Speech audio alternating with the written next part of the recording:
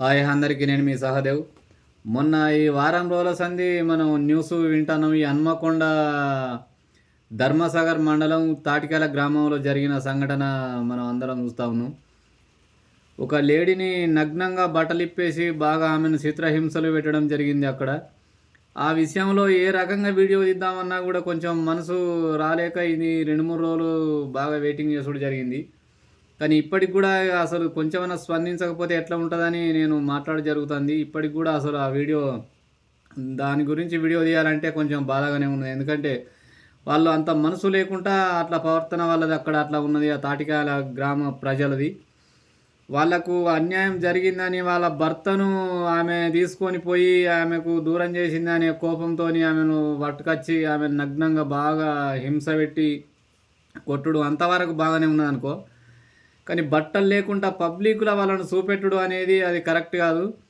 ఆమె ఇంకా ఏమంటుందంటే బట్టలు ఇప్పేసి ఇంకా స్ట్రెయిట్‌గా నిలబడు, బాగా నిలబడు, ఇంకా నువ్వు మంచిగా కనబడుతున్నావు ఇట్లా అని అంటుంది. అంటే సేమ్ ఆమె కూడా ఆమెలాగానే ఉంటది అనే విషయాన్ని ఆమె మర్చిపోతుంది.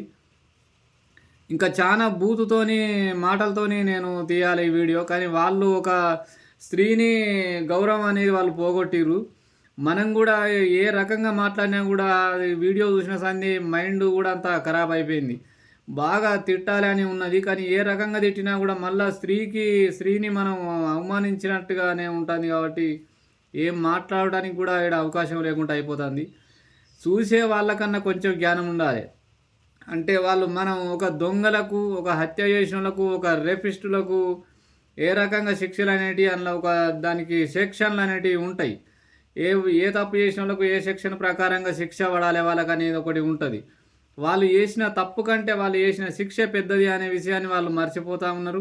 ఈ ప్రజలు కూడా ఒక ఏదో సినిమా స్టోరీ, యాక్షన్ స్టోరీ లెక్క వాళ్ళు చూసుడు అనేది అది కరెక్ట్ కాదు.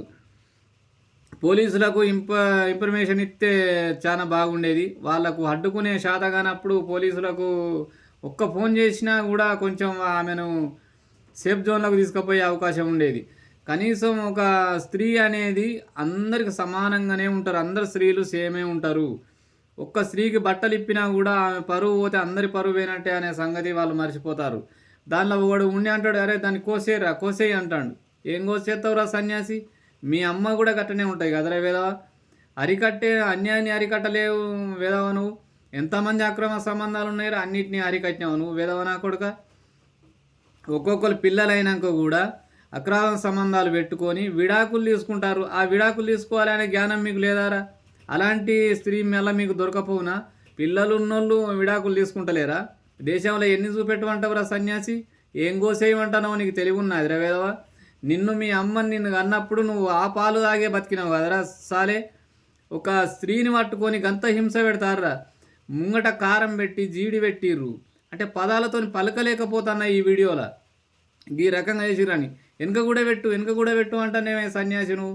నీవు ఏం మనిషివే అసలు? మీరు ఏ జాతికి సంబంధించిన వాళ్ళు? మీరు కుక్కలు, పశువులు, మృగాలని ఏ జాతితో పోల్చినా కూడా అవి అవమానపడే రకంగా ఉన్నాయి.